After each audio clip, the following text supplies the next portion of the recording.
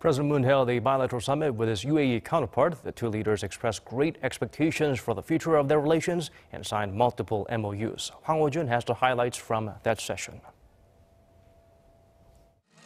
Strengthening their special strategic partnership and expanding their economic cooperation.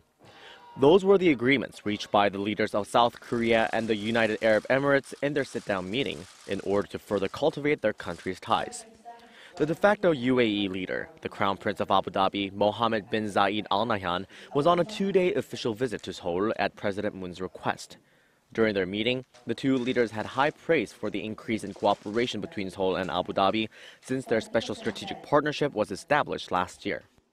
그 결과 지난해 UAE는 중동 지역에서 우리의 최대 수출 대상국이자 해외 건설 수주국이며 최대 인적 교류 대상국이 되었습니다. And so, President Moon said he's expecting more to come out of the bilateral relationship between Seoul and the UAE. 나는 양국이 기존의 협력을 더욱 강화하면서 5G 등 정보통신 기술과 인공지능, 로봇, 반도체, 신재생 에너지, 스마트팜 등 4차 산업혁명 시대에 대응하는 신기술과 신산업 분야로 협력을 확대해 나가기를 희망합니다. The Blue House also confirmed that the two leaders pledged to continue to closely cooperate to maintain the safety of the Barakah nuclear power plant in the UAE, which is being built by South Korean companies. After the summit meeting, the two leaders signed multiple MOUs. Among those deals are the establishment of a business-friendly environment between the two countries and a project by SK Engineering and Abu Dhabi National Oil Company to build an oil storage facility in the Emirate of Fujairah.